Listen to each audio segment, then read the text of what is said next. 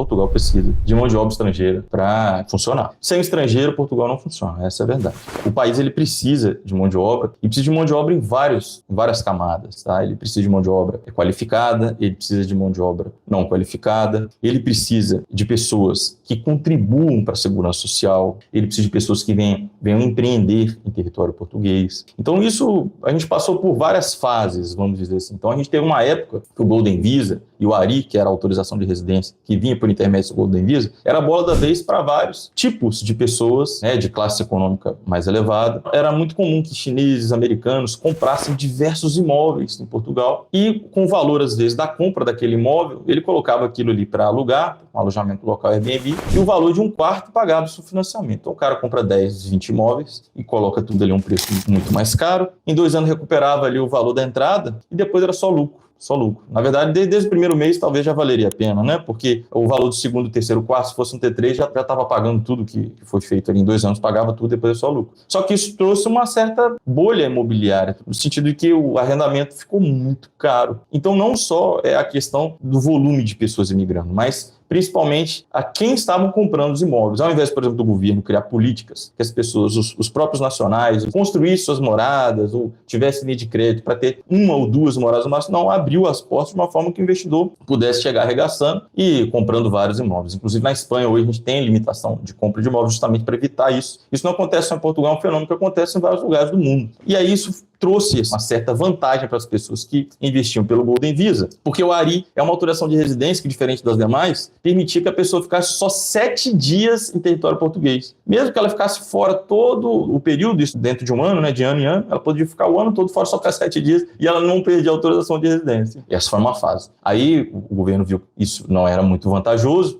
pelo menos para os seus próprios nacionais, estavam trazendo ali um problema, e aí diminuíram. Beleza, aí agora a gente tem uma outra fase, né?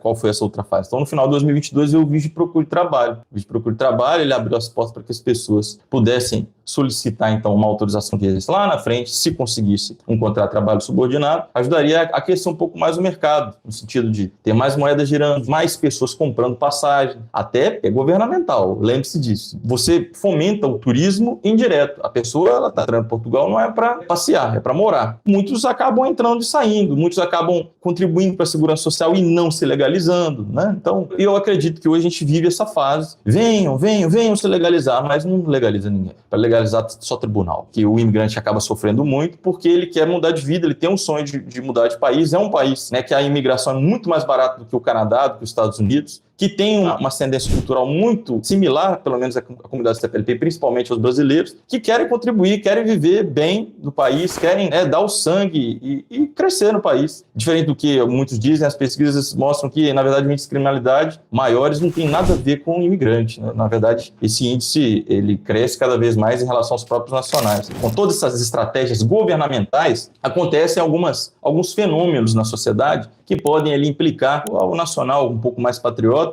uma certa ira, né? Uma certa raiva, porque ele pensa assim, olha só, venham imigrantes, e aí o arrendamento aumenta. Então, o meu ordenado não dá mais para viver, eu vou ter que ir mais para a periferia, eu vou ter que ir para freguesias aí mais distanciadas, morar em aldeia, em bairro de lata. Aí isso já causa uma revolta, tipo assim, estava tudo bem até começar a vir essa imigração mais desenfreada, entre aspas. Aí essa é a primeira coisa. Depois, está um pouco mais difícil competir com determinadas vagas. E eu vou te dar um exemplo. Na área da advocacia, antes existia um tratado de reciprocidade entre Portugal e Brasil. E os brasileiros, a gente sabe, né, nós somos muito bons, né? Vou dizer assim, a gente tem uma pegada diferente na área jurídica. Os portugueses, às vezes, mais antigos, eles têm um escritório maior, aí eu vou ser contratado, que recém-formado, vou ser contratado por um advogado português mais antigo, vou crescer aqui e talvez no futuro eu abra o meu, mas eu vou seguir carreira. O brasileiro não, o brasileiro chega e já abre o escritório, vai trabalhar e vai para cima. É um exemplo, né? Mas isso aconteceu na área de engenharia, isso acontece em várias, que o brasileiro qualificado chega, e não só o brasileiro, pode ter outras áreas também, mas eu estou dando um exemplo do fenômeno que acontece. Isso acaba trazendo uma certa competitividade ao mercado, mas no imaginário do nacional, isso é um prejuízo. E aí isso vem mais uma coisa. Lembra que eu falei que vou dar um exemplo de Portugal, mas depois vou estender para a Europa, vocês vão entender? Então a gente está vivendo uma fase que é agora, além dos arrendamentos estarem caros, é muita gente chegando e muita gente chegando para competir, entre aspas, com as vagas que eram só deles. Então a gente ainda tem esse problema. Aí, um problema assim, no imaginário, porque em índice não faz diferença, a gente não faz nem cosquinha a quantidade de nacionais que tem. Aí, junto a isso, a gente tem um outro problema. Para tentar usar uma repartição pública, o Nacional tem dificuldade, porque está abarrotado de imigrantes tentando os documentos básicos que foram prometidos desde 2022 serem facilitados, foram prometidos novamente há 2 meses atrás e não são facilitados. Então, olha só,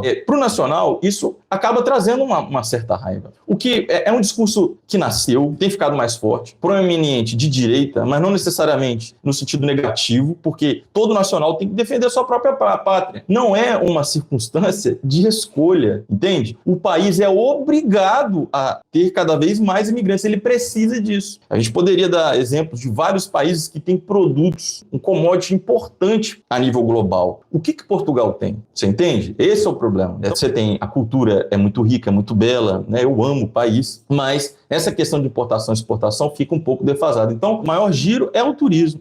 Então, isso sempre tem que estar aquecido. Mais e mais pessoas visitando o país. Não tem como você prever o que vai acontecer. Não vou mexer uma pecinha aqui e eu vou controlar a inflação. Não é assim. Olha o exemplo do real. Olha como a inflação ela tem andado de forma a galopar, né? Mas lembra, esse discurso e esse medo que fica no imaginário do nacional, ele cria discursos políticos. Ele cria discursos políticos. Então, da mesma forma que o índice, agora sim, no Brasil, de violência aumentou absurdamente em vários momentos da história, principalmente do último século, a gente teve um posicionamento político sempre assim, ó, isso é uma época do governo militar, agora já não é mais, é paisano. Existe dentro do imaginário da população algo que fomenta um posicionamento político. Existe por parte, tanto da direita quanto da esquerda, essa intenção de se alimentar disso. Você imagina que uma figura política chega na mídia e fala assim, olha só, esses imigrantes vão tomar todos os nossos empregos. Os imigrantes são perigosos, eles são criminosos. Por causa deles, os arrendamentos aumentaram. Aí, se você tem uma figura que instiga isso, esse imaginário, essa intenção, converse com pessoas, escute o que as pessoas estão dizendo ao seu redor. Você vai ver que isso tem crescido. E não é só em Portugal, é na Europa de uma forma geral. Porque os outros países também precisam de imigrantes. Os outros países da Europa também precisam de imigrantes. O europeu não tem filhos, quando tem poucos filhos. Então, a população tem ficado cada vez mais velha, ela precisa ser sustentada pelos mais novos que pagam Previdência. Só que no caso de Portugal, especificamente, você paga Previdência, mas não consegue se legalizar. Você investe na TEP, você paga passagem para entrar no país, mas você paga para voltar porque não consigo se legalizar. E você chegou a contribuir 6 meses. Você entende? Então, o superávit é absurdamente alto. Então, eu vejo que existem algumas estratégias políticas por trás disso, mas que é difícil, não tem como a gente mensurar. Não estou dizendo que isso é proposital, porque, como eu falei lá atrás, é muito difícil você entender que é só um palitinho que você tirou ali, né? Na verdade, as circunstâncias elas são multifatoriais, né? A extrema esquerda ela pode trazer pobreza, ela pode trazer corrupção, ela tem vários problemas no sentido que não é possível você equiparar todo mundo numa régua. Não é assim que funciona, né? Qual que é o princípio da isonomia da igualdade?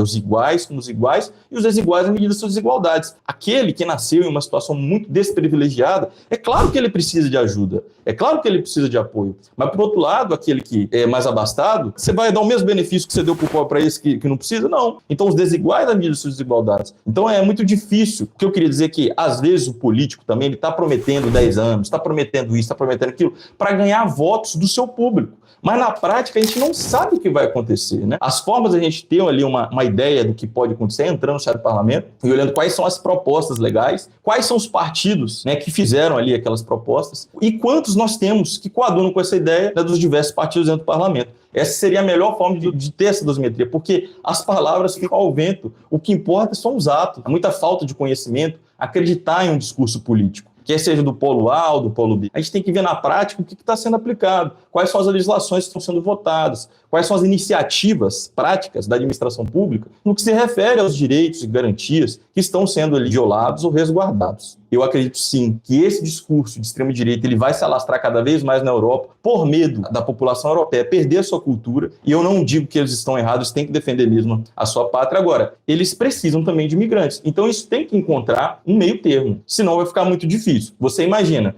vamos deportar, igual o Trump fez, não só na Europa, na América do Norte a gente também está passando por isso. Não, vamos deportar em massa, super taxação, beleza, já meteu ali, ganhou não sei quantos milhões e vai lucrar muito, mas essa linha ela vai fazer assim, ó, aí daqui a pouco ela desce, você não tem mão de obra, você não tem gente girando a moeda, você não tem gente contribuindo para a Previdência sem usar. Então, acredito que, por conta dessa crescente, vai existir sim uma regulamentação no sentido de aumentar o tempo de nacionalidade. E como você consegue contornar isso? Você consegue contornar isso solicitando sua nacionalidade agora. Se você já tem 5 anos de residência contando com a manifestação de interesse, ou contando com o início do seu visto desde que entrou no território português, ou contando desde o momento que você casou com um membro da UE e entrou em território português, então são vários os casos, né? Ou seja, a partir do início do fato gerador, vale a pena entrar. Porque se lá na frente a lei mudar, quem entrou ali está resguardado. Quem não entrou, não está resguardado. Tá?